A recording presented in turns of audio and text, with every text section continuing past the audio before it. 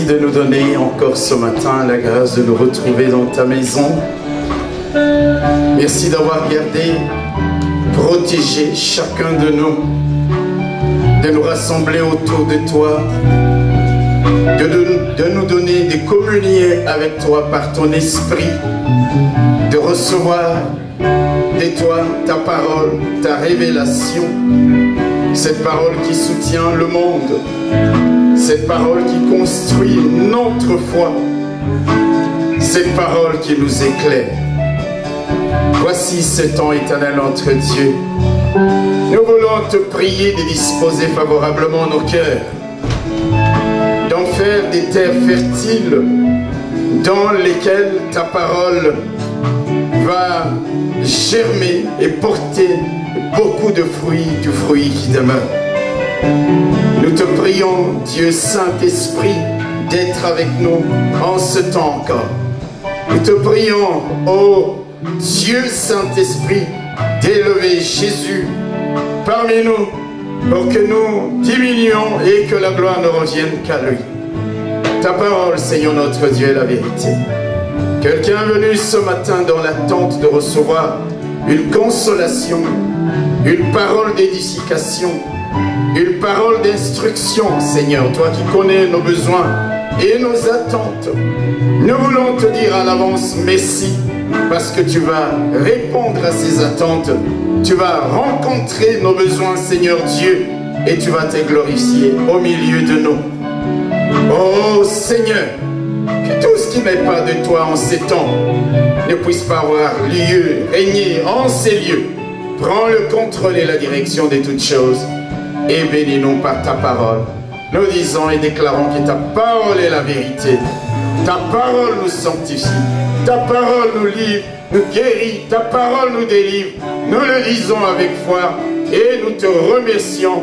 Au nom de Jésus, nous disons tous Amen. Alléluia. Amen.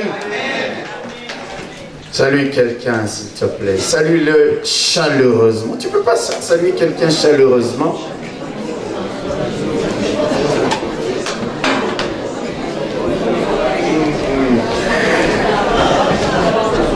Alléluia. Merci beaucoup. Dieu te bénisse. Amen. Vous savez, mes frères et sœurs, quand nous venons à l'église, hello, tout le monde écoute la même parole. Tout le monde écoute le même orateur. L'apôtre qui a écrit l'épître aux Hébreux, il dit, la même parole nous a été prêchée qu'aux autres. Mais si la parole qui est prêchée ne trouve pas la foi chez toi, elle ne servira à rien. Alléluia. Si la parole ne trouve pas la foi en toi, si tu ne la reçois pas, si tu ne crois pas en elle, si tu ne la saisis pas, elle ne te servira de rien. Mais ceux et celles qui vont saisir la parole de Dieu, qui vont croire dans la parole de Dieu, c'est que Dieu déclare au travers de cette parole s'accomplira. C'est pourquoi ne viens pas juste pour écouter, mais pour recevoir la parole. Et quand tu la reçois, tu dis un bon amen. Tu l'actes. Tu dis, il en est ainsi, ainsi soit-il, comme nous disions autrefois. Alléluia. Si vous vous rappelez bien, mes bien-aimés frères et sœurs, nous avons terminé hier notre semaine de prière. Et le dernier thème de vendredi, c'était la parole que Dieu a déclarée en faveur de chacun de nous, comme il avait fait aux enfants d'Israël. Il leur a dit, tes cordages sont relâchés. Amen. Tes cordages sont coupés. Alléluia. Tes cordages sont relâchés. Pour que tu ailles au loin. Pour que tu ailles et que tu dépasses les limites ou les barrières ou les frontières que l'ennemi t'a tracées afin que tu n'entres pas dans la zone de suffisance ou d'abondance, mais l'ennemi veut te maintenir, il veut nous maintenir dans la zone de l'insuffisance. Et le Seigneur nous dit, tes cordages sont relâchés. Tes liens sont coupés. Si tu le crois, tu dis Amen. Si tu le crois, tu saisis la parole de Dieu. Vous savez comment on saisit la parole? C'est quand tu dis Amen. Amen, ça veut dire, c'est comme tu le déclares. Amen. Tu entends la parole et tu es là et tu es... Non, non, non, non. Saisis la parole. Amen. Dis à l'ennemi, cette parole a trouvé la place dans mon cœur. Amen. Cette parole, je la crois. Amen. Je la saisis. Alléluia. Ce dimanche matin, nous revenons sur le texte de Psaume. C'est un texte sur lequel nous sommes depuis un certain temps, le psaume 132. Aujourd'hui, nous allons essayer de conclure le psaume 132 à partir du verset 13. Psaume 132 à partir du verset 13 jusqu'au verset 18. Si vous l'avez projeté, faites-moi toujours un petit signe. Je ne sais pas, j'ai 300 personnes, mais personne ne me fait un petit signe, comme ça je sais. Merci beaucoup. La Bible dit donc ceci. Oui, l'Éternel a choisi Sion. L'Éternel a choisi Jérusalem. Sion, c'est Jérusalem. Il l'a désiré pour sa demeure. C'est mon lieu de repos à toujours. J'y habiterai, car je l'ai désiré. Je bénirai sa nourriture. Je rassasierai de pain ses indigents. Je revêtirai des saluts ses sacrificateurs. Et ses fidèles pousseront des cris de joie. Là, à Sion, j'élèverai la puissance de David. Là, à Sion, je préparerai une lampe à mon oint. Je revêtirai de honte ses ennemis et sur lui brillera sa couronne. Amen. Amen. Amen. Amen. Je voudrais dire à quelqu'un que Dieu a pour toi un lieu de bénédiction. Amen. Ce matin, notre message, j'ai changé un tout petit peu le thème. Je l'ai intitulé « Les leçons des Hébrons ». Les leçons de Hébron. Alléluia. Amen. Je l'ai dit, nous sommes sur ces passages depuis un certain temps. Vous savez, la vie tout court, la vie de tous les jours, comme la vie chrétienne, c'est apprendre et apprendre et apprendre encore. Amen. Amen. Si dans ta vie, tu estimes être arrivé à un niveau où tu n'apprends plus, alors peut-être que tu es déjà mort. Tant que nous serons en vie, nous serons toujours amenés à apprendre et à apprendre et à apprendre encore. Alléluia. Apprendre pour grandir en sagesse. Apprendre pour grandir en maturité. Apprendre pour grandir dans la foi. Apprendre pour grandir dans la connaissance de Dieu. La Bible dit, faites tous vos efforts pour joindre à la vertu, c'est-à-dire à la bonne conduite, la science, c'est-à-dire la connaissance véritable de Dieu. Nous devons nous efforcer à grandir dans la connaissance véritable de Dieu. Il dit, faites tous vos efforts, c'est-à-dire ne relâchez pas. Faites vos efforts. Paul disait aux Philippiens qu'ils ne se fatiguent point de leur écrire, de leur dire les mêmes choses, car cela leur était salutaire. Alléluia. Vous comprendrez pourquoi, mes frères et sœurs, de temps en temps, il m'arrive d'être sur un même texte plusieurs dimanches d'affilée. C'est pour que la vérité puisse prendre racine dans nos cœurs. Paul dit, je ne me lasse pas. Je ne me fatigue pas de vous écrire les mêmes choses, les mêmes histoires, parce que cela vous est salutaire. C'est pour votre édification. Il y a des gens, parfois il vient sur le même texte et il dit, oh, le pasteur a déjà prêché plusieurs fois dessus. Il y a toujours, la parole de Dieu c'est comme un diamant à 1000 facettes. Amen. Il y a toujours quelque chose que tu vas apprendre. Alors ouvre ton cœur pour recevoir la parole de Dieu. Alléluia. Dans ce texte, la Bible nous dit que Dieu avait choisi Sion, c'est-à-dire Jérusalem, comme lieu de sa résidence. Et j'ai dit à chacun de nous que nous sommes le choix de Dieu. Alléluia. Ce n'est pas nous qui avons choisi Dieu, qui avons choisi le Seigneur. C'est lui qui nous a choisis. Quel privilège, quelle grâce de savoir que parmi des milliards d'êtres vivants qui sont sur cette planète Terre, toi, tu es le choix de Dieu. Alléluia. Alléluia. Il est venu le premier vers nous.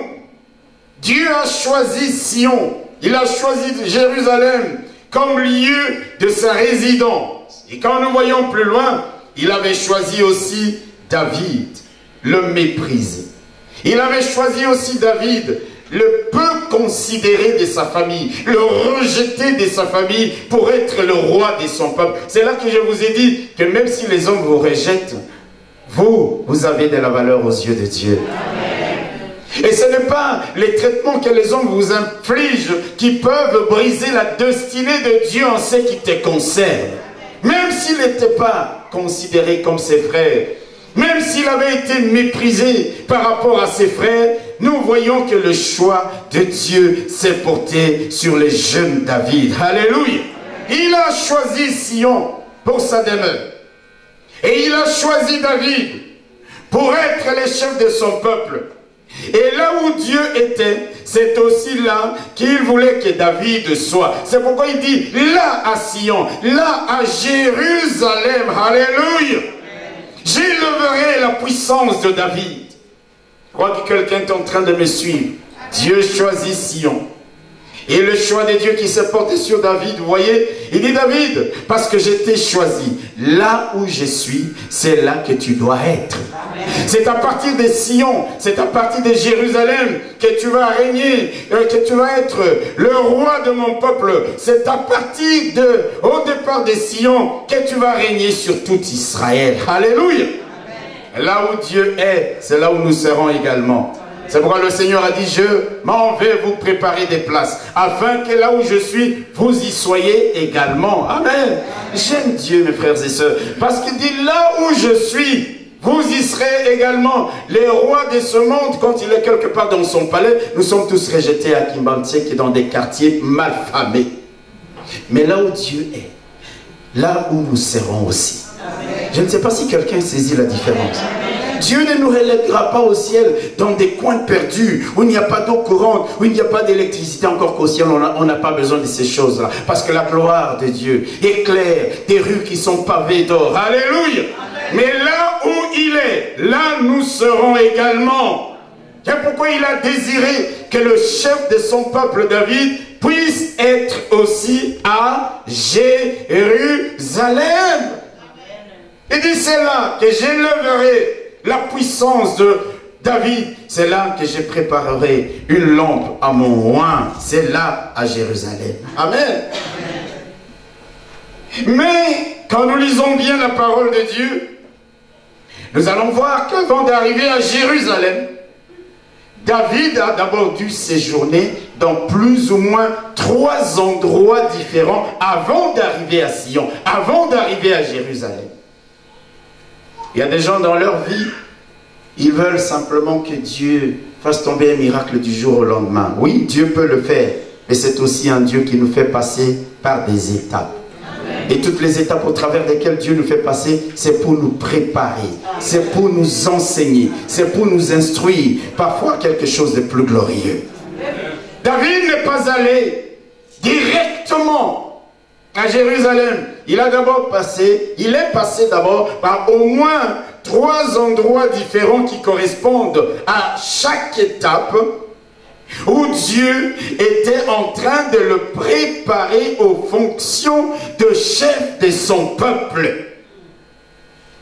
Chaque fois que tu vois dans ta vie, parfois Dieu te fait prendre des raccourcis ou des détours. Laisse-toi dire, Dieu sait pourquoi. Il y aura des moments, Dieu t'entraînera dans une marche rapide. Il y aura des moments où Dieu te dira, arrête-toi. Vous savez, quand les enfants d'Israël sont sortis du pays d'Égypte, la Bible nous dit que Dieu les conduisait 2 jours avec la colonne de nuée. Et la nuit, avec la colonne de feu. Amen. Et chaque fois que la colonne s'arrêtait de jour ou de nuit, les enfants d'Israël, fatigués ou pas, s'arrêtaient. Quand elle partait, eh bien, fatigués ou pas, ils devaient suivre les rythmes de Dieu. Je voudrais dire à quelqu'un, tant que nous marcherons selon les rythmes de Dieu, nous ne nous égarerons jamais dans le désert. Amen. Vous savez, c'est lorsque nous commençons à courir plus vite que Dieu, que nous nous égarons dans le désert.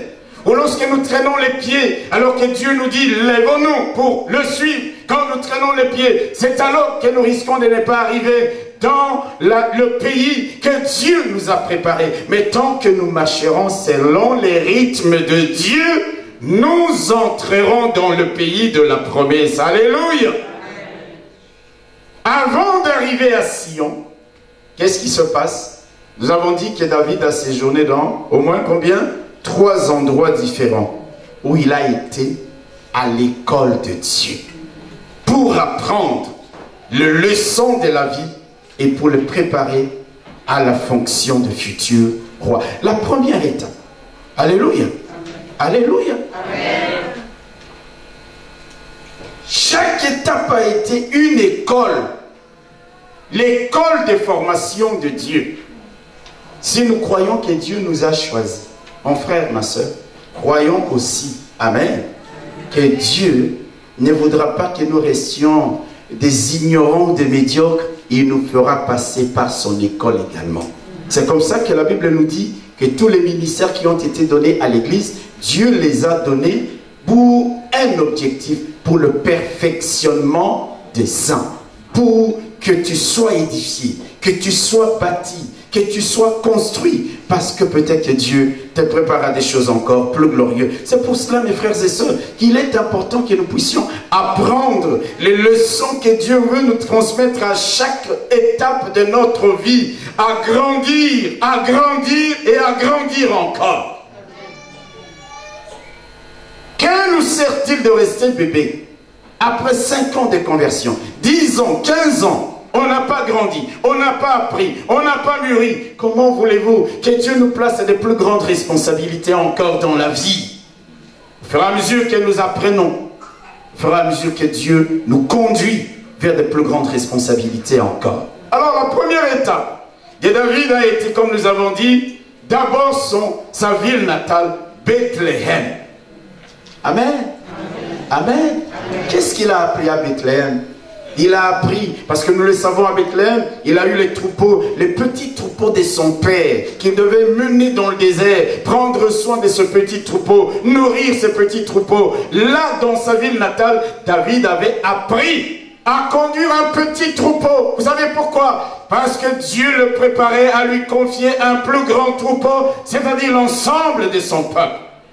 Non, quelqu'un n'a pas compris ce que j'ai dit. Et quand on est trouvé fidèle dans les petites choses, Dieu va nous établir sur de plus grandes choses encore. À Bethléem, il a développé le sens de la responsabilité. Mon frère, ma soeur, sois responsable. Amen. Prends le sens de l'initiative. Qu'est-ce que je dois faire pour améliorer ceci? Comment je dois m'y prendre? Oui, et pas regarder les choses comme tout doit tomber du ciel. Là, à Bethléem, cet enfant, ces jeunes, David a appris le sens de responsabilité, le sens de l'initiative. Il a appris à travailler dur. Vous savez, aujourd'hui, dans nos pays, nous prions énormément. Comme si seulement la prière va résoudre tous les problèmes. Nous devons apprendre à travailler dur dans les écoles, dans les universités. Quand tu es ministre, ce n'est pas juste pour voler de l'argent, mais pour travailler dur. Peut-être que je ne dirai pas comme ça au Congo. Hein. Je parle à quelqu'un. Mais peu importe, parce que les images vont partout. Y a-t-il une maladie aux gens que prier c'est une bonne chose, mais travailler dur, c'en est une autre? Dieu lui-même, il a travaillé dur, n'est-ce pas? Pourquoi s'est-il reposé le 7e jour? Parce qu'il avait travaillé dur. Il ne faut jamais accepter la loi de la facilité. La loi du moindre effort, ça ne produit pas. Quand tu es à l'école, travaille dur. Tu es à l'université, travaille dur. Tu es pasteur, étudie dur pour venir enseigner la parole de Dieu. C'est là à Bethléem que David a appris toutes ces choses. Alléluia. Et je peux encore ajouter, il a même appris l'obéissance malgré le mépris et le rejet dont il pouvait souffrir. Comme toi et moi, une fois que nous sommes rejetés, que nous sommes peu considérés, nous nourrissons la rébellion, nous nourrissons la colère. Non! Bien que tous ses frères soient allés à l'académie militaire, lui il est resté derrière les troupeaux de son père. Et chaque fois qu'on lui demandait de le faire, il y allait sans discuter. Ça, c'était la première étape. C'est-à-dire l'étape où il a forgé son caractère. C'est pourquoi Dieu dira plus tard, j'ai trouvé dans les fils d'Isaïe un homme selon mon cœur. Mon frère, ma soeur, je vais te dire une chose. Si tu ne travailles pas à forger ton caractère, tu iras dans tous les sens. Chaque fois que tu seras heurté, si tu n'as pas travaillé ton caractère, tu vas éclater, exploser. Chaque fois qu'il y aura une injustice, si tu n'as pas appris la maîtrise de soi. Non, David à Bethléem, ça a été une étape où il a forgé son caractère, et bien plus encore, il a appris à approfondir sa relation avec Dieu. Vous me rejetez, peu importe. Mais moi je crois dans un Dieu. Et ce Dieu-là, tant que j'améliorerai ma relation avec lui, oh c'est fabuleux encore. C'est plus que les honneurs que les hommes de ce monde peuvent te manifester. Vous savez, quand Saül était habité par un mauvais esprit au palais, ce n'étaient pas les frères de David, de Shama, Abinadab ou autres qui étaient envoyés au palais chanter pour que l'esprit mauvais quitte le roi Saül. C'était qui? C'était le méprisé, c'était le rejeté. Est-ce que je parle à quelqu'un? Parce qu'il avait appris à améliorer, à approfondir sa relation avec Dieu. Il y avait l'onction de Dieu sur lui. Quand il se mettait à louer Dieu, les esprits sortaient, les esprits s'en allaient. Je parle à quelqu'un?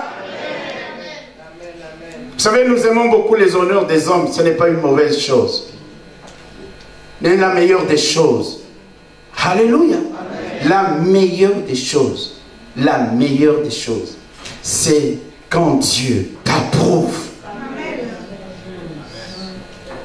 Quand Dieu t'approuve.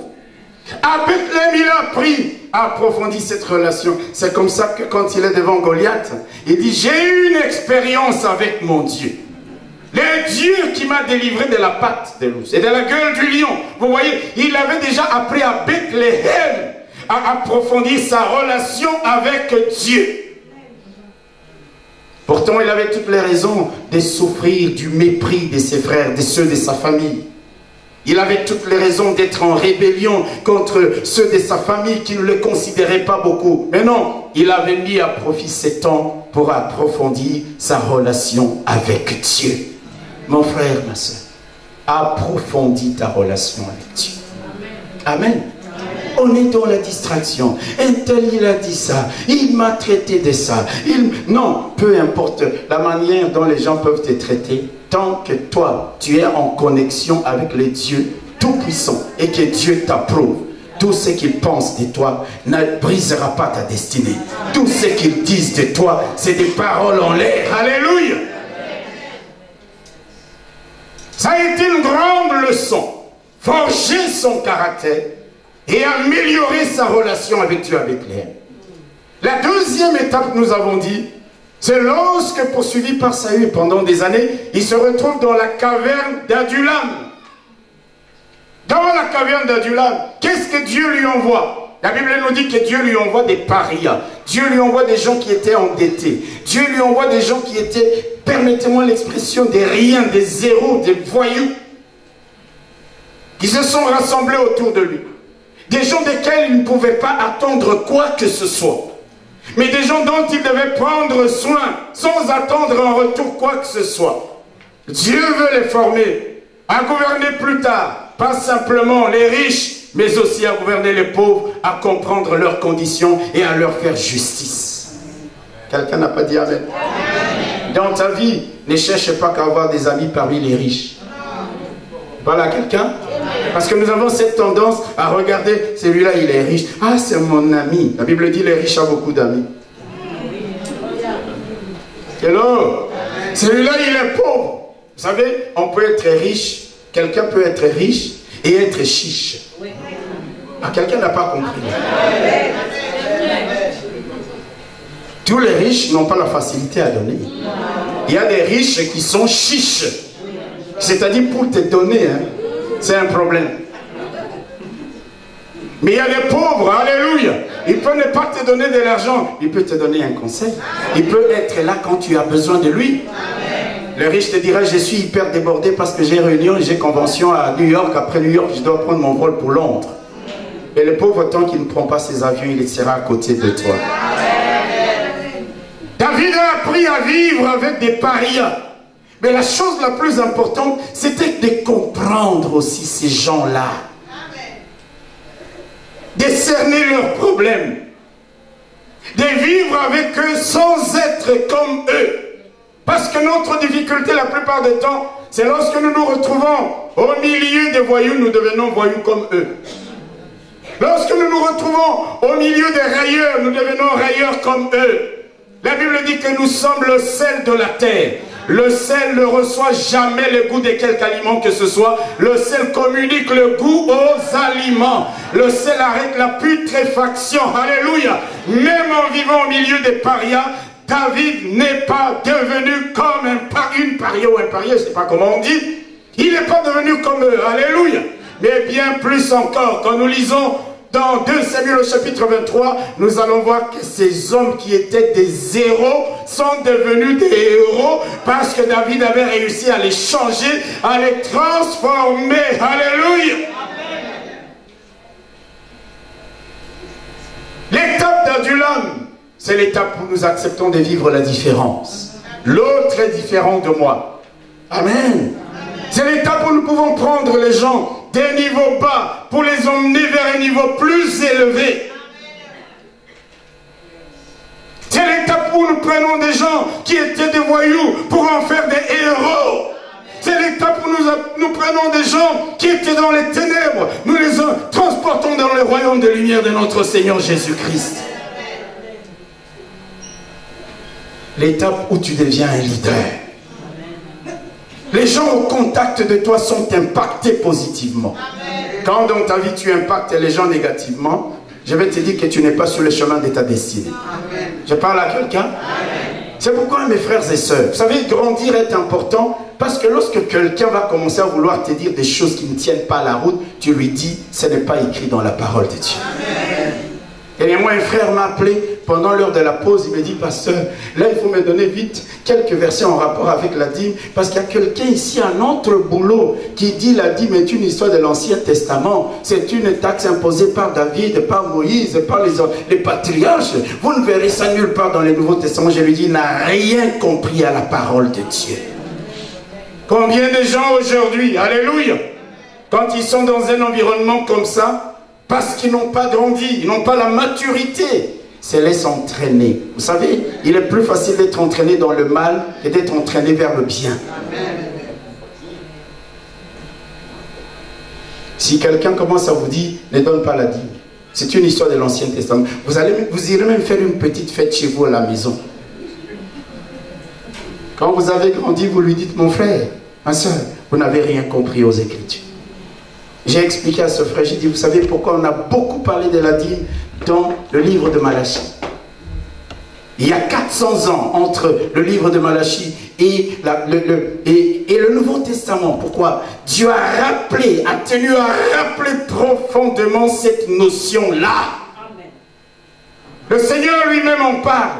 Et comment ça se fait qu'aujourd'hui, des gens mal instruits, hello, ils peuvent entraîner d'autres, simplement parce que ces autres-là n'ont pas des racines, n'ont pas la connaissance de la parole véritable, de la parole de Dieu. C'est pourquoi l'apôtre Pierre a raison de dire, faites tous vos efforts pour joindre à la vertu, la science, la connaissance véritable, la connaissance du Dieu véritable. Alléluia. Dans la caverne d'Adulam, David a vécu avec ces gens, des gens endettés, des gens mécontents, des rebelles, des voyous. Mais plus tard nous les voyons, nous voyons ces gens devenir des héros. Quand tu es en contact avec les gens, comment impactes-tu leur vie? Positivement ou ou négativement. Quand tu impactes la vie des autres positivement, crois-moi, celui qui arrose, Dieu l'arrosera. Quand tu peux emmener les gens des ténèbres à la lumière, il y a un héritage pour toi. Mais quand tu prends des gens qui sont sauvés, tu les entraînes à la perdition, comment veux-tu que Dieu te bénisse? Et comment veux-tu qu'un jour Dieu ne dise pas assez et te châtie? En ce moment-là, tu n'auras qu'à t'en prendre à toi-même. Ce ne sera plus ton oncle, ton coq, ton caca qui est derrière tout ça. C'est juste que Dieu est en train de vouloir te corriger. Il a vécu avec ces gens. Ils étaient à peu près 400 personnes. Vous vous imaginez, des parias. Dans une caverne, il y aura un temps où tu passeras dans une caverne. Il n'y a pas d'électricité, il n'y a pas d'eau courante, mais cela ne t'empêchera pas de mourir dans la caverne. Alléluia! Il a été dans la caverne d'Adulam, mais un jour il s'est retrouvé à Jérusalem. Nous avons vu également Élie être dans la caverne en plein désert, mais il est allé à Sarepta. La mission n'était pas encore terminée. Si tu passes aujourd'hui dans une caverne où il n'y a pas de lumière, tu sembles ne rien voir, il n'y a pas de facilité, de commodité, tu te dis, mais dans quel temps je traverse, quel moment je passe? Non, ne t'en fais pas. Même dans une caverne, dans la caverne, Dieu est là. Il avait dit à Élie, que fais-tu ici? Parce que lui-même était là dans la caverne avec Élie. Dieu ne t'abandonnera jamais. Quelqu'un peut saisir la parole de Dieu. Tu ne mourras pas dans la caverne dans laquelle tu te trouves aujourd'hui. Dieu t'en fera sortir parce qu'il n'en a pas encore fini avec toi. Alléluia. Ça a été le deuxième lieu de résidence de David et il a pris toutes ses leçons. Aujourd'hui, nous parlons du troisième lieu de résidence, c'est-à-dire Hébron. J'avais déjà dit ça avant. Pourquoi vous ne m'aidez pas? Ça fatigue quand on ne vous aide pas. Hein? Troisième lieu, c'est quoi? Hébron. Il faut le dire avec assurance. C'est là que David a aussi séjourné avant d'aller où? À Jérusalem. Troisième lieu. Hébron. Si vous voulez prendre vos Bibles avec moi, nous allons lire 2 Samuel, deuxième livre de Samuel, chapitre 5, du verset 1 au verset 5. 2 Samuel, chapitre 5, verset 1er au verset 5e. Merci beaucoup, Bora. Je t'aime bien, Bora. Amen. Qu'est-ce que la Bible dit? Toutes les tribus d'Israël, écoutez-moi bien, frères et sœurs, vinrent auprès de David à Hébron et dirent, voici, nous sommes tes os et ta chair. Regardez, le verset 1er dit, combien? Certaines tribus. Combien? Vous savez, dans la Bible, chaque mot a son importance. Toutes les tribus. Nous sommes tes os et ta chair. Autrefois déjà, lorsque Saül était notre roi, c'était toi qui conduisais et qui ramenais Israël. L'Éternel t'a dit, tu paîtras mon peuple d'Israël et tu seras le chef d'Israël. Ainsi, tous les anciens d'Israël vinrent auprès du roi à Hébron, et le roi David fit alliance avec eux à Hébron devant l'Éternel. Ils oignirent David pour roi sur Israël. David était âgé de 30 ans lorsqu'il devint roi et il régna 40 ans. À Hébron, il régna sur Juda 7 ans et 6 mois et à Jérusalem, il régna 33 ans sur tout Israël et bien sûr sur Juda. Amen. Est-ce que quelqu'un comprend ça? Amen. Je nous explique. David se retrouve maintenant à Hébron. Hébron était l'une des villes de la tribu des Judas. Amen. La seule tribu qui était favorable à David. les autres tribus étaient avec Saül. Quelqu'un me suit? Amen. Et David vient à Hébron, la seule tribu, dont la seule tribu qui lui est favorable. Les habitants d'Hébron vont le oindre en disant: nous t'acceptons comme roi. Il va régner juste sur une seule tribu. Pourquoi? Parce que toutes les autres lui étaient défavorables. Je voudrais te dire une chose. Dans ta vie, vous savez que quand Samuel avait oint David roi, Dieu lui avait dit qu'il régnerait sur tout Israël. Mais voilà que là, il règne sur une seule tribu. Même quand Dieu te donne une promesse, comprends ceci: il y aura l'opposition. Tu rencontreras l'adversité. Hello! Ce n'est pas parce que sur le chemin de ta destinée, il y a l'opposition et l'adversité que tu vas dire: ah, où est la promesse de Dieu? Dieu m'aurait-il menti? Non!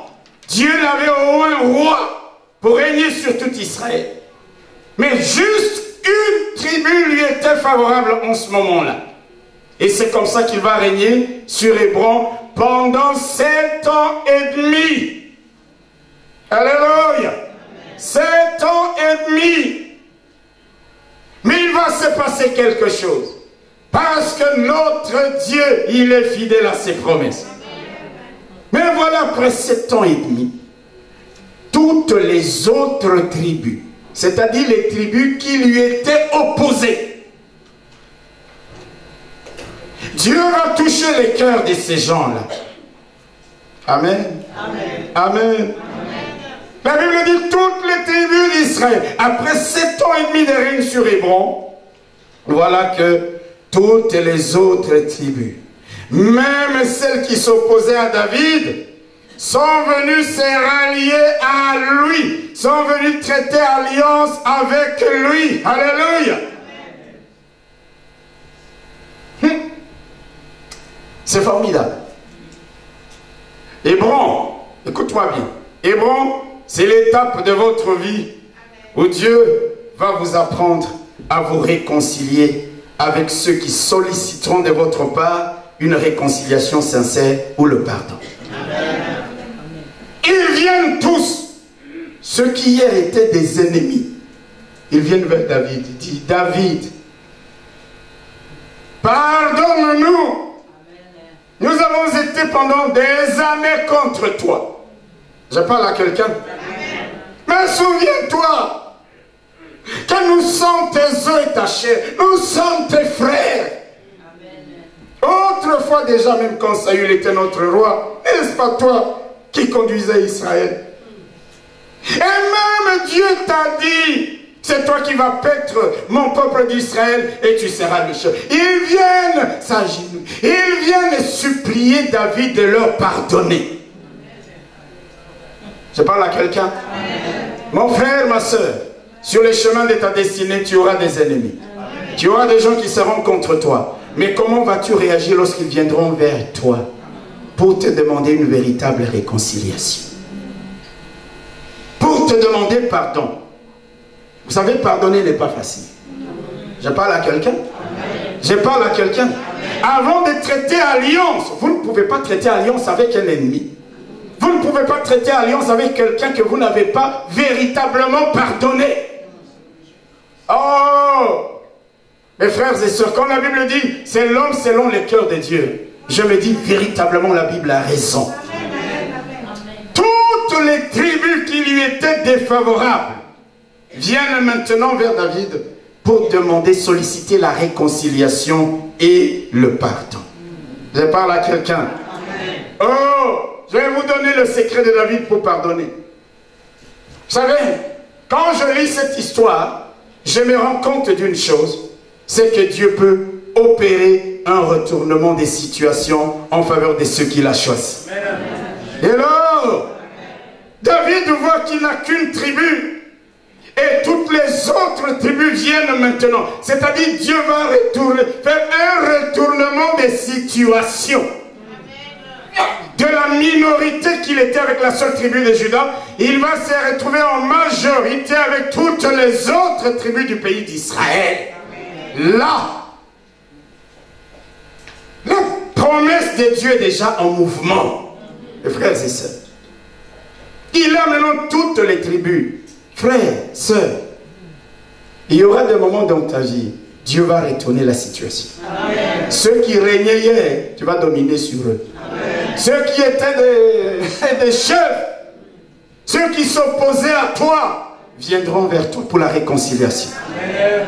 Et là, non, quelqu'un n'a pas saisi la parole. Amen. Ceux qui t'ont calomnié, ceux qui t'ont critiqué, parce que je parle à quelqu'un, ceux qui t'ont combattu avec le Dieu que je te prêche, un jour ils viendront vers toi. Un jour ils viendront vers toi pour chercher la réconciliation, pour chercher le pardon. Est-ce que je parle à quelqu'un? Pourquoi ne pas pardonner dans ces conditions? D'ailleurs, est-ce que nous avons le choix? Dieu ne nous laisse pas le choix. Parce qu'il dit, si nous ne pardonnons pas aux autres leurs offenses, Dieu ne nous pardonnera pas non plus. Ils viennent se rallier. Retournement de situation. Je crois que plusieurs ont déjà vécu des retournements de situation. Amen. Où les gens, ils sont là, ils disent, nous sommes là, nous régnons. Et puis Dieu retourne la situation. Amen.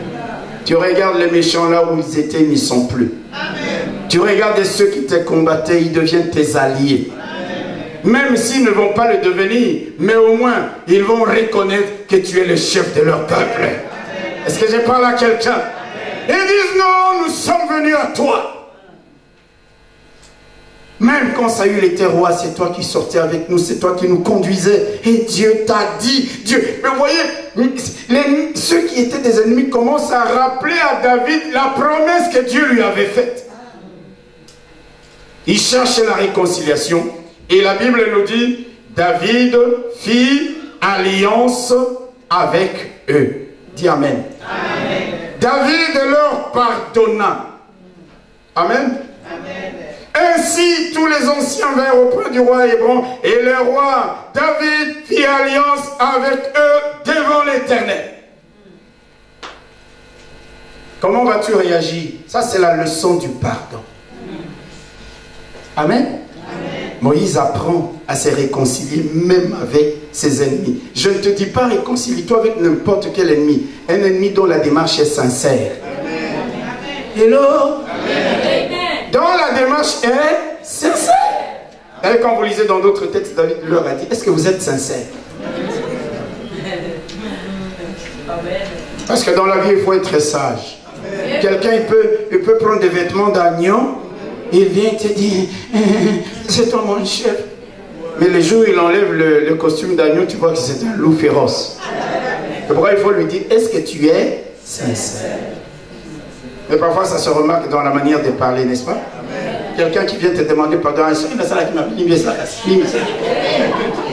si j'ai mal agi, pardonne-moi alors. Vous savez que ce n'est pas sincère. Dis Amen. La démarche de la sincérité ne cherche pas à se justifier. Ne te justifie pas. Mais l'autre est assez intelligent pour comprendre et savoir que vous avez fait ou vous n'avez pas fait. Mais quand vous allez déjà c'est parce que tu ne m'as pas bien regardé. Non, non, non, non, non. Dis-lui, j'ai mal agi, c'est tout. Je parle à quelqu'un? Hébron, c'est l'étape de votre vie où un jour vous serez confronté à des ennemis qui viendront chercher la réconciliation avec vous. Qu'est-ce que vous allez faire? Hébron, c'est l'étape de votre vie où Dieu va opérer un retournement de situation en ta faveur. Amen. Amen. Oh! Un jour, comme je l'ai dit, tes ennemis chercheront à faire alliance avec toi. Dis Amen. Amen. Dis un mot Amen. Amen. Tu ne le crois pas? Ah, moi je prêche des choses que j'ai vécues. Où est mon problème? C'est toi, tu ne crois pas? La parole ne te servira à rien. Ils seront obligés de reconnaître la grâce et la faveur de Dieu sur ta vie. Amen. Obligés. Ils sont venus, ils ont dit non. Dieu t'a dit. Dieu t'a dit que c'est toi qui vas devenir le chef de son peuple. Hébron, c'est donc l'étape de ta vie où Dieu t'apprend à rassembler. Frère, regarde dans ta famille. Un jour, le Seigneur t'utilisera pour rassembler. Amen. Pour unir. Amen. Les os de tes os. Amen. Vous savez, nos familles parfois sont éclatées. Hello! Il y a des moments où chacun de nous ici peut regarder dans sa famille et voir comment les choses se sont dégradées. Les gens se sont divisés, opposés. Il y a des petits groupes à l'intérieur de la même famille. 2 qui se parlent, 3 qui ne se parlent pas. 5 qui combattent un tel. Hello? Ils ont dit, nous sommes de la même famille, rassemble-nous.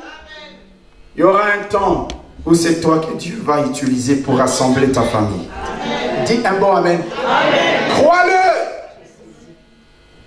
Tu sais, si tu ne crois pas que tu es investi d'une mission de la part de Dieu, tu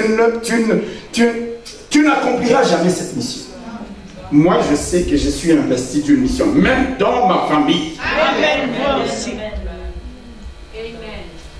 Toi, tu vas à un deuil de ta famille, tu vois les gens en train de se tirailler. Un tel qui dit, moi je dois prendre telle parcelle, moi je dois prendre telle voiture. Dis-leur, c'est pas comme ça que les choses se passent. Amen. Et là, rassemble-le et donne-leur la parole de Dieu, la ligne de conduite. Vous savez ce qui me choque parfois? C'est que même nous les chrétiens, quand nous allons dans nos familles, nous nous taisons. Et là, tu vois, on va épouser ta nièce. Et on fait 6 listes. La liste d'un coco, d'un caca, des papas, des mamans. La liste des je ne sais qui. Et toi, tu es un homme de Dieu, tu es un serviteur de Dieu, tu es enfant de Dieu. Et parfois même, tu ajoutes sur la liste ton nom encore avec une autre liste.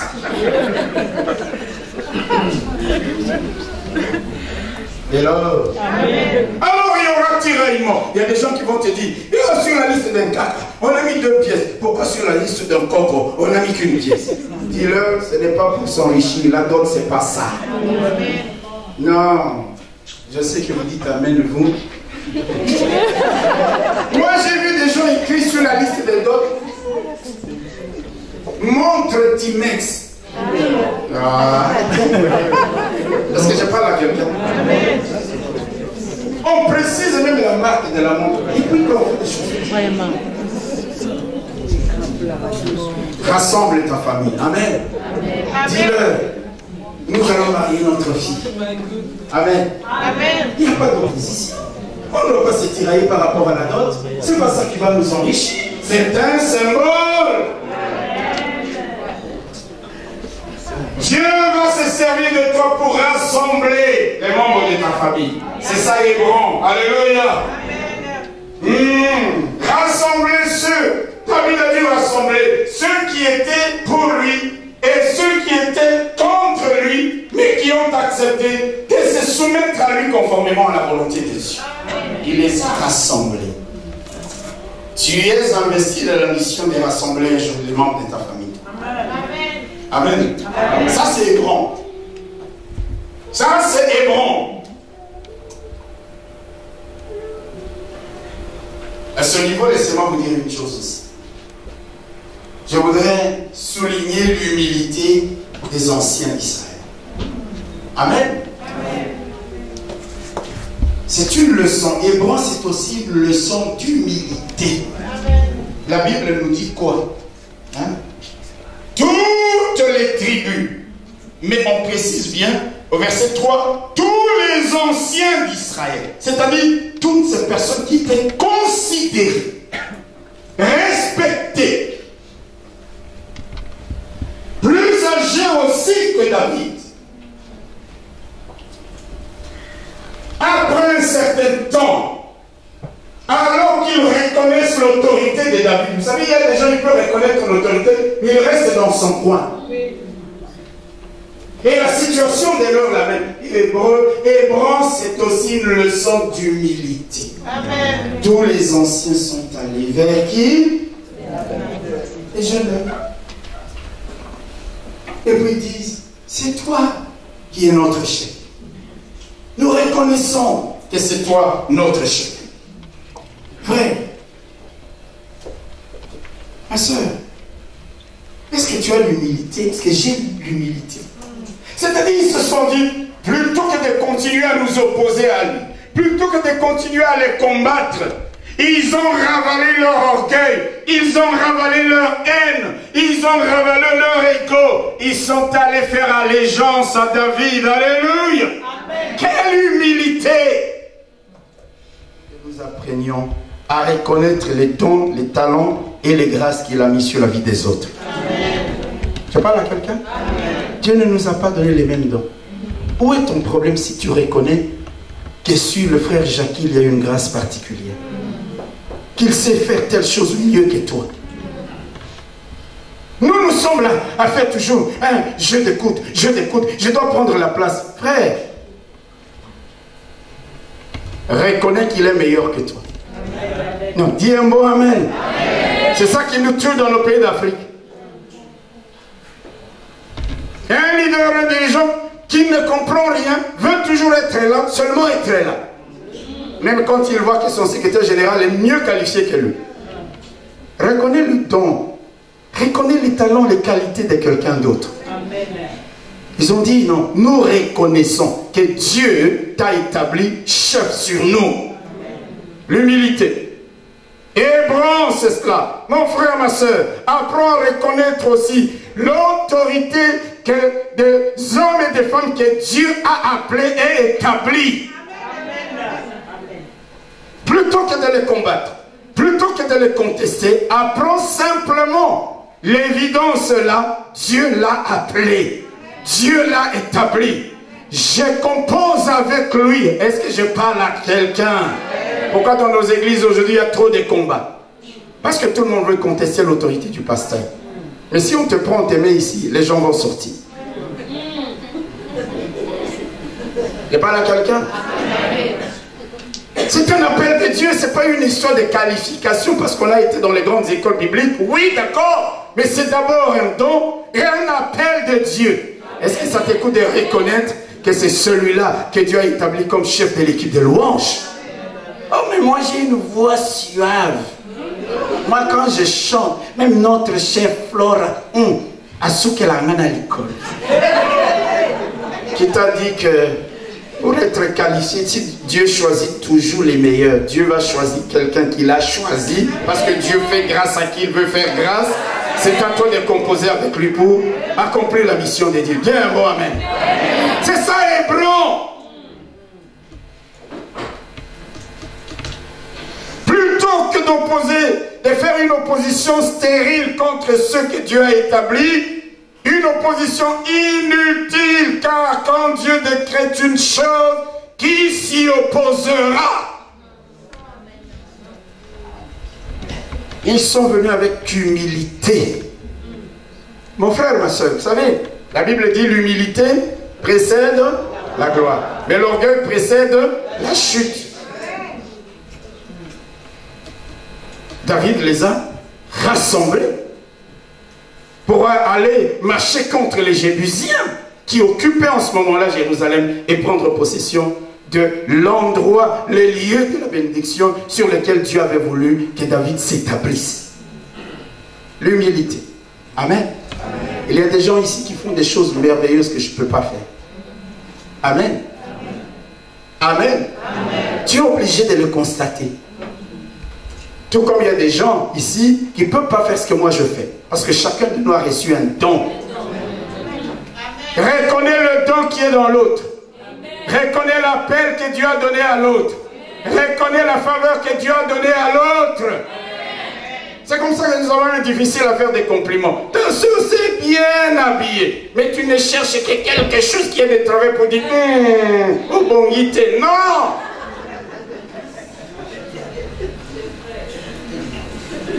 Hello! Vous savez, nos cœurs là, il y a la jalousie. C'est terrible. La méchanceté. moi je vais reconnaître vraiment que lui il est intelligent. Mais la tête va lui gonfler. Moi la tête ne me gonflera pas. Je vais te dire une chose, même si tu ne nous reconnais pas, mais moi je sais que Dieu m'a appelé à prêcher l'évangile. Dis un bon amen. Tu peux ne pas le reconnaître.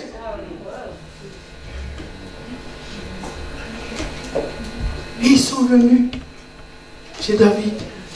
C'est toi que Dieu a établi comme chef. Amen. Amen. Amen. Quelle humilité. Hello. Vous savez, si je vous demande qui est-ce que Dieu a établi comme pasteur ici, on a même qui ne diront même pas mon nom.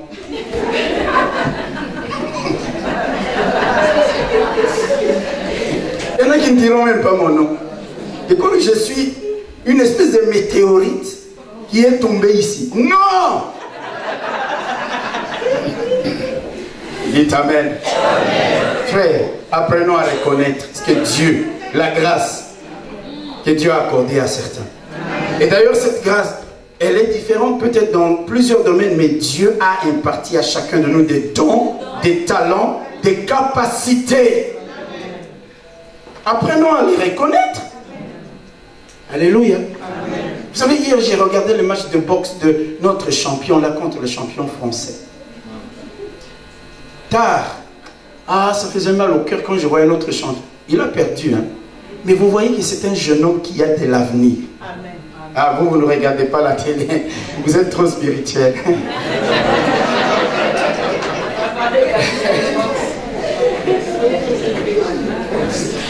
Alléluia. Mais moi, je regarde et j'apprends. Et je dis, ça va devenir un jour un grand champion. Tenir contre une machine de guerre jusqu'au 11e round, il faut être quelqu'un appelé à de très grandes choses. Il a perdu, j'ai eu mal au cœur, mais je me suis dit non, il a toute la revanche devant sa vie. Reconnaître les dons qu'il y a chez l'autre et l'encourager et le soutenir, pas le combattre. Si nous combattons les meilleurs, nous vivons dans un pays d'idiots. Non, mais dites Amen. Amen. Tu es meilleur en politique, on doit t'éliminer. Mais le pays va être gouverné par qui? Tu es meilleur dans le football, on doit te casser la jambe. Mais qui va bien jouer, marquer des buts que nous allons acclamer? Tu es meilleur dans les champs, les jours où tu dois officier les gens. Tout le monde est malade à la maison, il s'est fait porter pâle. Mais, non. Apprenons. Hello!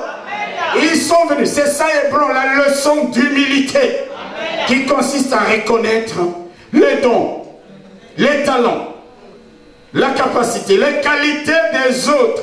En les reconnaissant, ça ne te réduit jamais, ça ne te réduira jamais en quelqu'un qui ne vaut rien. Non, au contraire, ça t'élève.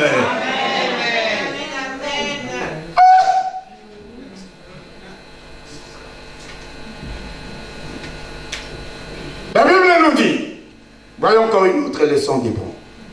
La Bible nous dit ceci, verset 2, 3. Ainsi, tous les anciens d'Israël vinrent auprès du roi à Hébron. Et le roi David fit alliance avec eux à Hébron. David, devant l'Éternel, ils loignirent David pour roi sur Israël. Écoutez bien, ils loignirent David pour roi sur Israël. Quand il loigne David ici, si vous lisez bien la parole de Dieu, vous allez voir que c'est la 3e fois que David reçoit l'onction. La première fois, c'est Samuel qui avait oint David roi. Vous vous rappelez, lorsqu'il a dit à Isaïe, est-ce que c'est là seulement tous tes fils? Parce qu'Isaïe, le papa, il dit, mais Shama, viens ici. Shama bombe le torse, il passe devant Samuel. Eliab vient, il danse bien devant Samuel. Samuel lui regarde, il dit.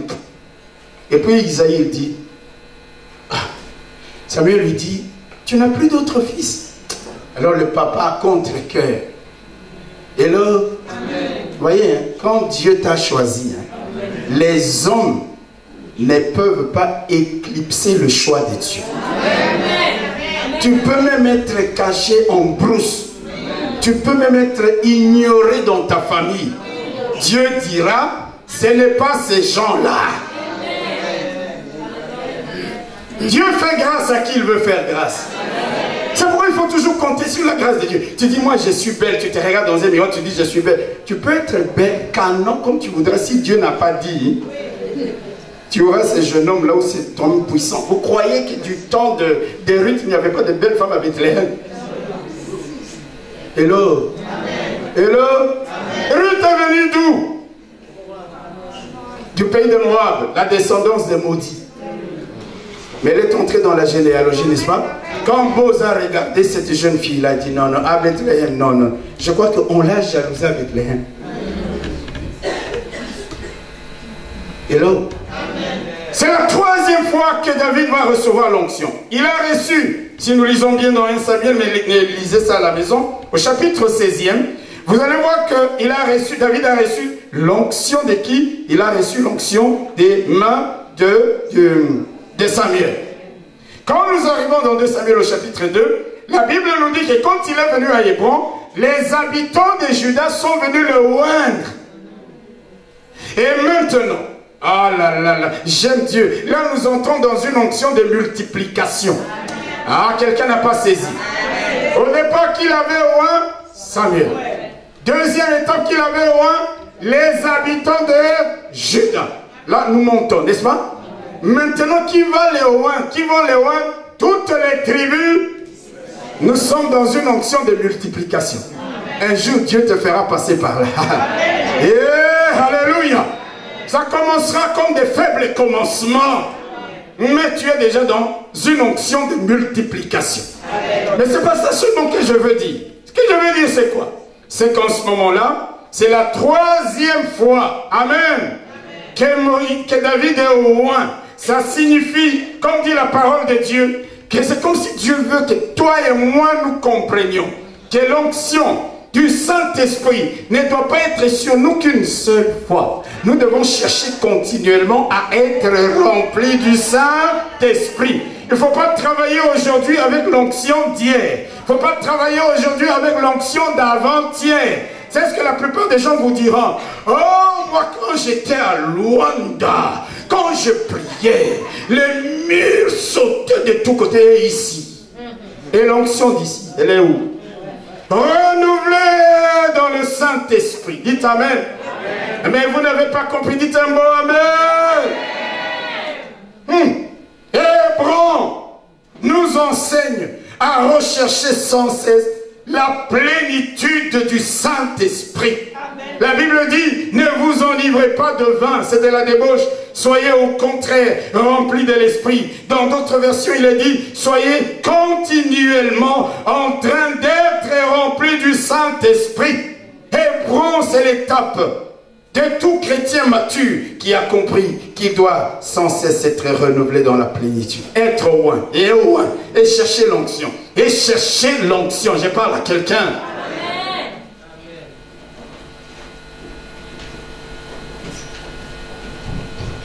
C'est pourquoi, frères et sœurs, quand nous nous éloignons de Dieu, nous perdons cette onction-là. Et vous savez, ce qui est grave, hein, nous sommes parfois comme des Samsons. Il ne sait pas qu'il n'a plus d'onction. Hello? Il ne sait pas qu'il n'a plus d'onction. Il a perdu toute l'onction. On lui dit, les Philistins sont là. Il dit, j'ai toujours eu l'onction. Il se lève, on lui avait déjà coupé les cheveux. Je parle à quelqu'un. Nous sommes comme ça. Tu crois, parce que hier, tu as fait des délivrances. Et tu dis aujourd'hui, l'onction est là, frère. L'onction est là. Quelle onction? Cherche à être renouvelé. Dis Amen. Il y a des gens qui vivent dans le passé. Même si ce passé a été glorieux. C'est ce que je vous disais ici. Et vous dites non. Non. À Kimbantseke, quand on priait, frère, mais même dans les quartiers, il y avait des guérisons. Il te dit ça. La même personne qui te dit qu'à Kimbantseke, il y avait des guérisons quand les gens passaient. Tu le regardes aujourd'hui. Tu te dis, est-ce que c'est vrai ça?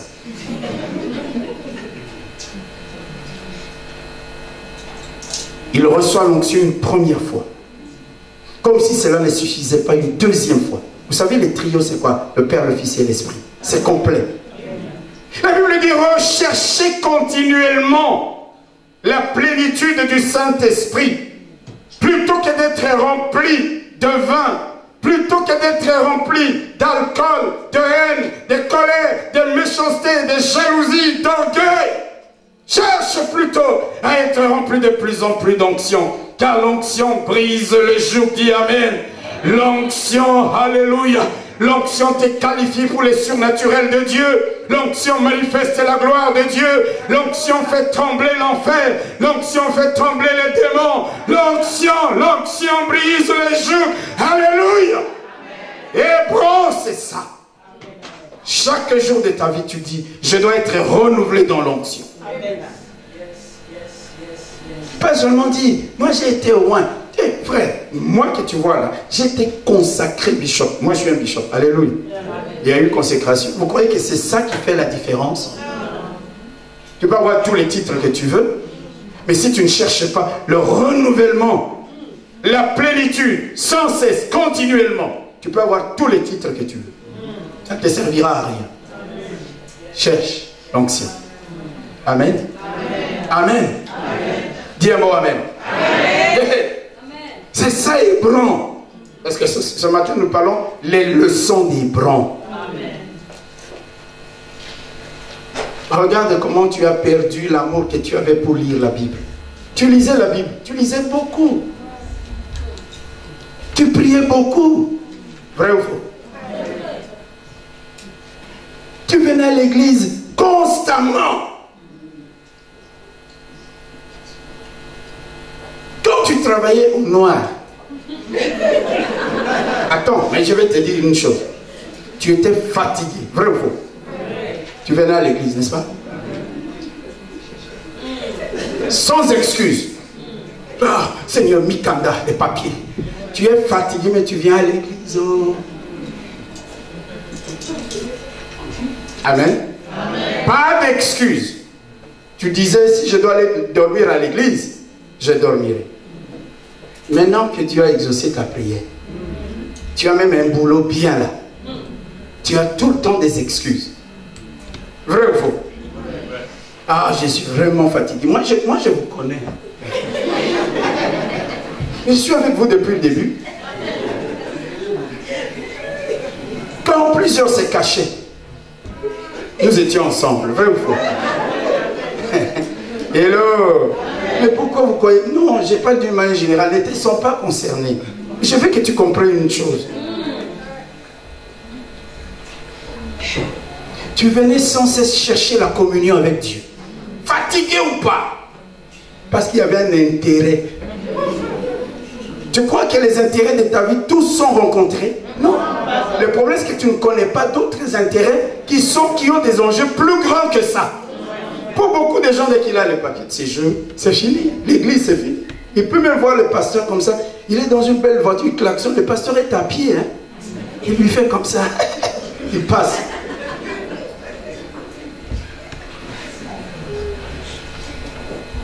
Il reçoit l'onction une première fois. Dis un mot Amen. Hébron, c'est rechercher constamment cette communion avec Dieu. Cette plénitude dans le Saint-Esprit. Parce que l'onction de Dieu sur ta vie fera toujours la différence. Tu peux aujourd'hui avoir les papiers, même un boulot très bien. Les démarches de ta vie ne sont pas encore terminées. Sans onction, tu arrives devant même une porte qui est fragile à ouvrir. Deux démons se tiennent là-bas et te disent, tu ne passes pas ici. Tu passes. Et puis tu tombes parce que tu n'as pas d'onction. Mais quand tu as l'onction, dès que tu viens, dis, tu peux passer, tu peux passer. Est-ce que je parle à quelqu'un? Tu cherches le renouvellement dans la plénitude du Saint-Esprit. Hébron, troisième lieu de résidence de David avant Jérusalem. Vous voulez que je vous donne encore une vérité? Amen. Si vous êtes fatigué, vous me le dites, j'arrête. Hébron était d'abord appelé Kiriath Arba. C'était l'ancien nom de la ville d'Hébron. Kiriath Arba. Arba, hein, c'était le nom du géant le plus grand d'Hébron.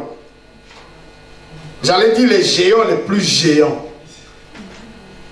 Je parle à quelqu'un. Parmi tous les fils d'Anakim, Arba c'était des gens de plus de 3 mètres. Toi et moi, si nous sommes à côté d'eux, hein, nous sommes comme des nains. Vous savez, les Anakim, il y en avait qui avaient 24 doigts. 6 là-bas. 6. 6. 6. 3 mètres ou plus de 3 mètres. Il fait comme ça, tu tombes. Vous croyez que Goliath a terrorisé les enfants d'Israël pour rien? C'était un géant. Hello. Amen. La cité d'Hébron, avant la conquête par Josué, était habitée par des Anakim, les géants, parmi lesquels il y avait Arba. C'est pourquoi on appelait cette ville Kiriath Arba. Alléluia. Hébron était bâti et est bâti sur l'une des montagnes les plus élevées d'Israël. De tous côtés, c'était une forteresse, une cité imprenable avant la conquête. Quand Moïse avait envoyé les espions explorer le pays des Canaan, Caleb a vu Hébron, Kiriath Arba. Alléluia. Est-ce que quelqu'un m'entend? Alléluia. Et qu'est-ce que Dieu avait dit en ce moment-là à Caleb? Dieu a dit à Moïse, dit à Caleb, que cette montagne, cette cité de Kiriath Arba, c'est son héritage. Ils sont rentrés. Maintenant, ils reviennent dans leur marche vers la terre promise. Plusieurs années se sont écoulées. Alléluia. Amen. Je parle à quelqu'un. Plusieurs années se sont écoulées. Ils sont à la conquête de la terre promise. Caleb, il dit quoi? Il y a encore Kiriath Arba. C'est le lieu de mon héritage. Amen. Dieu me l'a donné. Mais en ce moment-là, c'est habité par des Anakim. Écoutez ce que la Bible dit dans Josué. Josué chapitre 14. Et je vous donne la leçon, encore une autre leçon de Hébron. Josué chapitre 14. Verset 6. La Bible dit, les fils de Juda s'approchèrent de Josué à Gilgal. Et Caleb, fils de Jephné, le Kinésien, lui dit, tu sais ce que l'Éternel a déclaré à Moïse, homme de Dieu, au sujet de moi et au sujet de toi, Josué, à Kadesh Barnéa. J'étais âgé de 40 ans lorsque Moïse, serviteur de l'Éternel, m'envoya de Kadesh Barnéa pour explorer le pays, et je lui fis un rapport avec droiture de cœur. Mes frères qui étaient montés avec moi découragèrent le peuple, mais moi, j'ai suivi pleinement la voie de l'Éternel mon Dieu. En ce jour, écoutez, Moïse jura en disant, le pays que ton pied a foulé sera ton héritage à perpétuité pour toi et pour tes enfants, parce que tu as pleinement suivi la voie de l'Éternel mon Dieu. Maintenant, est-ce que quelqu'un comprend les leçons ici? Ils étaient déjà venus explorer le pays. 40 ans se sont écoulés, ils reviennent maintenant pour la conquête de la terre promise. Mais Kiriath Arba est encore occupé par qui? Par les Anakim, les géants. Moïse est mort. Celui qui conduit maintenant le peuple de Dieu, c'est qui? C'est Josué. Caleb vient voir Josué. Mes frères et sœurs, quand vous regardez bien l'histoire, Caleb et Josué étaient des amis, des grands amis.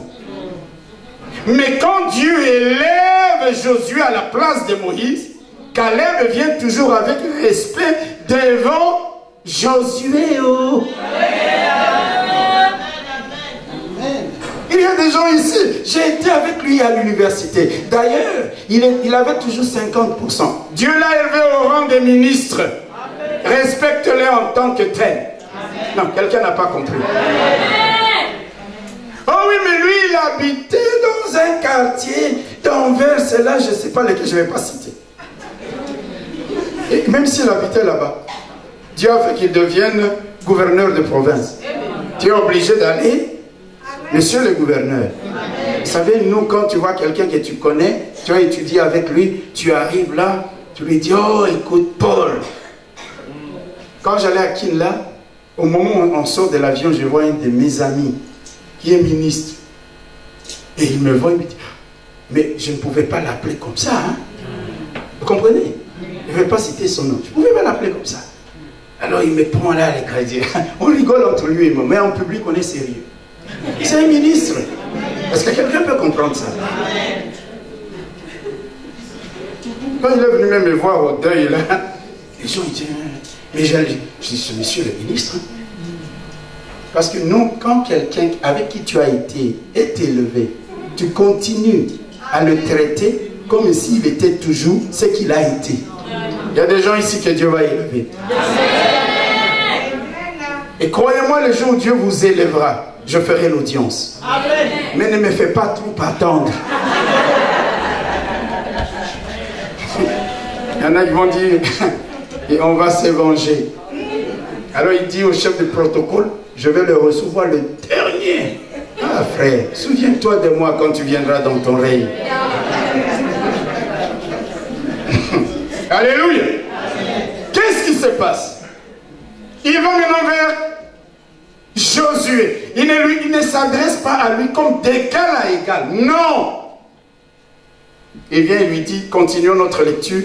Au verset 10, il dit, voici maintenant, l'Éternel m'a fait vivre comme il l'a dit, il y a 45 ans que l'Éternel parlait ainsi à Moïse, lorsqu'Israël marchait dans le désert, et maintenant, voici, je suis âgé aujourd'hui de 85 ans. Je suis encore vigoureux, comme au jour où Moïse m'envoya. J'ai autant de force que j'en avais alors, soit pour combattre, soit pour sortir et pour entrer. Donne-moi donc cette montagne dont l'Éternel a parlé dans ces temps-là, car tu as appris alors qu'il s'y trouve des Anakim et qu'il y a des villes grandes et fortifiées. L'Éternel sera peut-être avec moi et je les chasserai comme l'Éternel a dit. Josué bénit Caleb, fils de Jephuné, et lui donna Hébron pour héritage. Quelqu'un comprend ça? Quelqu'un comprend ça?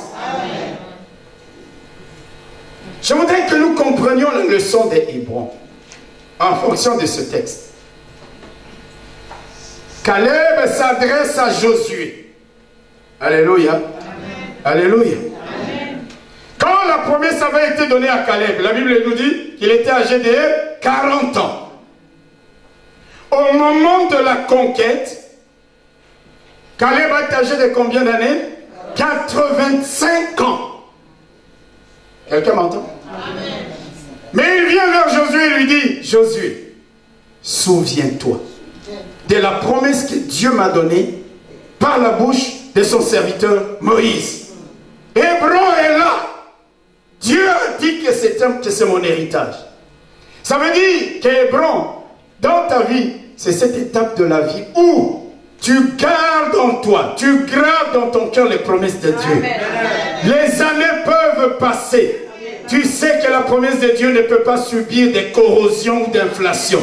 Tu gardes et tu écris ça sur les pierres de ton cœur. 45 ans plus tard.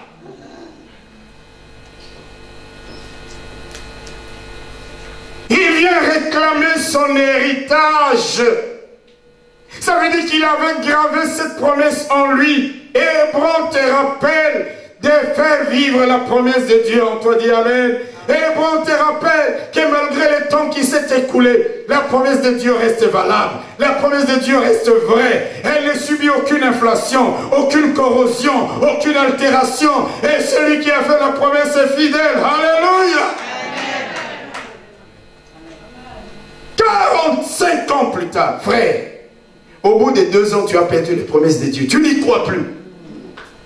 Je ne parle pas de 10 ans, 15 ans, 20 ans. Tu ne crois plus dans les promesses de Dieu.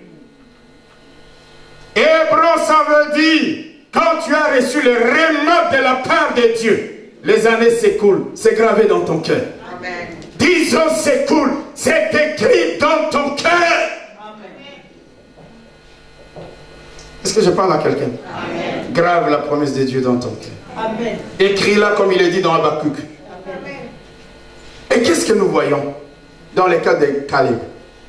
C'est que malgré ses 85 ans, personne ici n'a 85 ans. Et là, malgré ses 85 ans, qu'est-ce qu'il dit? Il dit, je suis toujours vigoureux comme quand j'avais 40 ans. Ceux qui se confient en l'Éternel renouvellent leur force.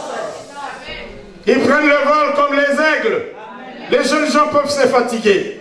Mais quand tu te confies en Dieu, tu gardes cette communion en Dieu, même à tes 85 ans, tu seras encore vigoureux.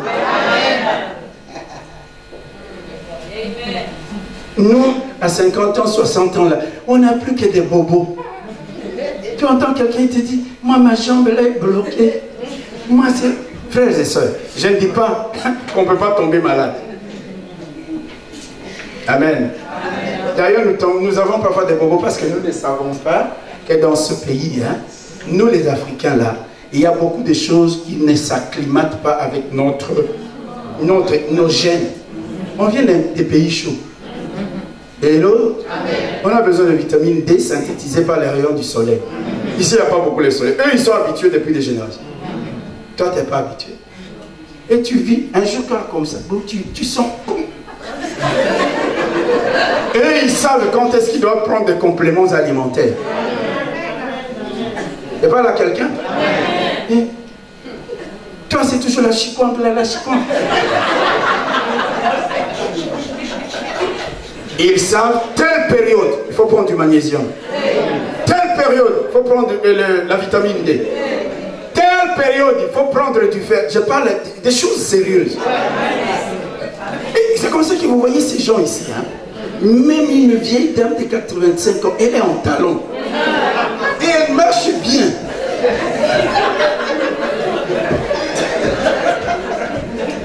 Mais nous là,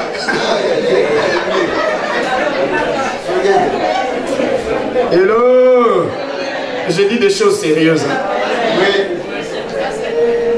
Caleb dit, j'ai encore la force d'entrée et de sortie. Parce que celui qui se confie en l'Éternel renouvelle ses forces. Tant que tu es attaché à Dieu, connecté à Dieu, son onction coule par osmose.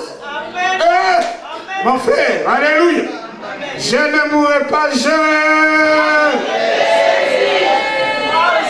Je ne mourrai pas jeune. Amen. Des gens à 85 ans, ils disent, je suis encore vigoureux. Et il dit, donne-moi cette montagne où il y a les Anakim. C'est-à-dire, il n'a même pas peur de ces géants.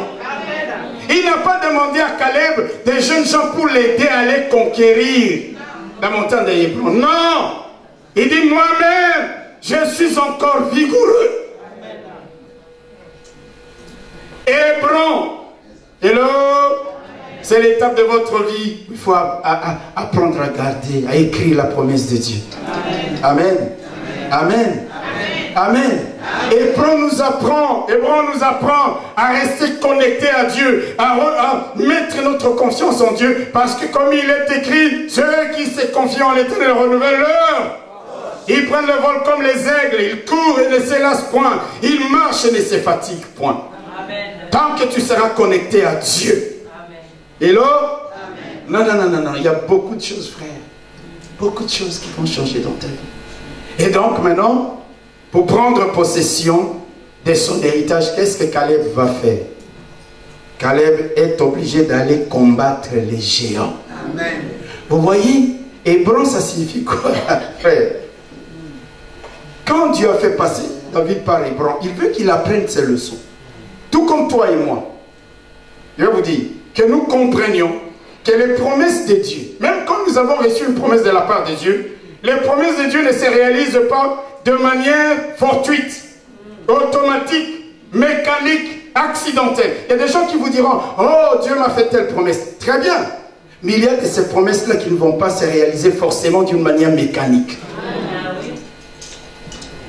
Quand tu ébranles dans ta vie, tu as reçu une promesse, tu dis, ce n'est pas d'une manière accidentelle que ça va arriver. Caleb était obligé d'aller combattre les Anakim pour prendre possession de l'héritage que Dieu lui avait préparé.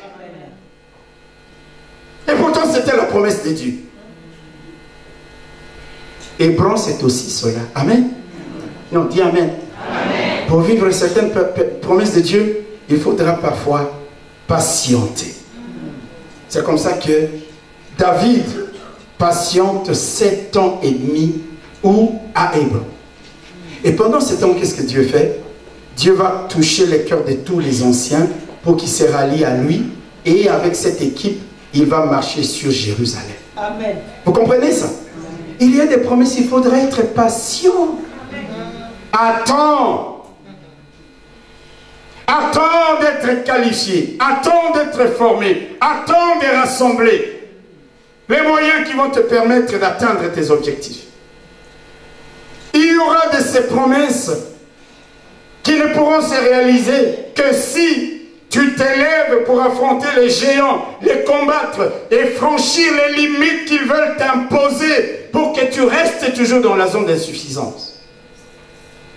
Josué a entendu Caleb lui dire, donne-moi cette montagne. Et pourtant c'était la promesse de Dieu. Alléluia. Mais regardez aussi, qu'est-ce que Caleb va faire? Caleb va aller auprès de Josué, qui est comme le représentant de Dieu, réclamer son héritage. Quand tu es à Hébron, Hébron t'apprend, tu vas devant Dieu, tu lui dis, Seigneur, tu m'as donné telle promesse. Amen. Dans la prière. Ésaïe 43, dans Ésaïe 43, Dieu dit, réveille ma mémoire. Amen. Réveille ma mémoire. Dis-moi qu'est-ce que je t'ai promis. Il sait, mais il te dit, dis-le. Quelqu'un qui est passé par Hébron, il sait que tant que la promesse est là, il ira dans la prière devant le Seigneur. Tu m'as donné cette montagne en héritage éternel. Le temps est passé. Le temps est passé. Il y a des Anakim là-bas. Mais je sais que toi qui m'as donné la promesse, tu es fidèle. Amen. Éternel, je te rappelle la promesse que tu m'as faite. C'est comme ça qu'il est allé voir Jésus. Amen. Et Caleb a conquis la cité de Hébron que plus tard David occupera pour que Dieu lui fasse comprendre. Tu seras roi. Il y aura des promesses, mais ne reste pas toujours passif. Il y aura de ces promesses qui ne pourront se réaliser que si tu agis comme Caleb avait agi. Lève-toi, combat tes ennemis, franchis les limites, brise les cordages. Alléluia. Et va prendre possession du pays que l'Éternel t'a préparé. La Bible nous dit. Amen.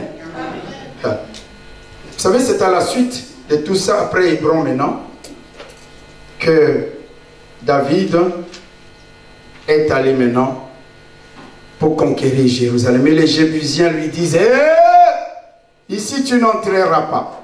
Parce que même les boiteux, les aveugles de chez nous vont te repousser. Mais David avait déjà ses héros de la caverne d'Adulam. David avait déjà les ralliements de toutes les tribus d'Israël. Hello!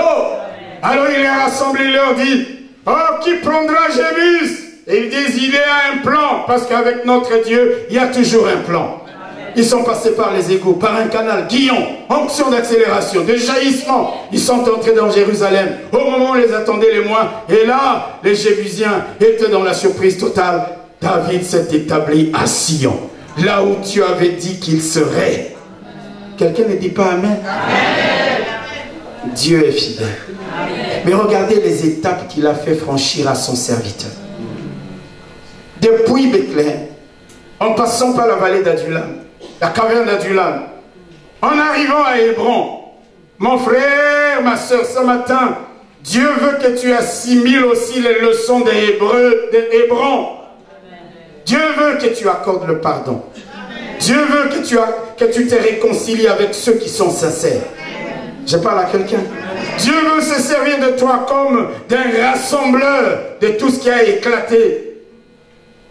Dieu veut que tu comprennes qu'il a la capacité à retourner les situations en ta faveur. Dieu veut que tu comprennes qu'Hébron, c'est aussi l'humilité. Dieu veut que tu comprennes qu'Hébron, c'est aussi le renouvellement dans le Saint-Esprit. Dieu veut que tu comprennes qu'Hébron, c'est aussi la guerre aux géants pour vivre la promesse que Dieu t'a donnée. Marchons, assimilons ces leçons, peu importe là où tu te trouves aujourd'hui. Dieu a dit, tes yeux verront ma magnificence, tes yeux verront ma grandeur. Tu seras à Sion, car tes cordages sont relâchés. Que Dieu vous bénisse.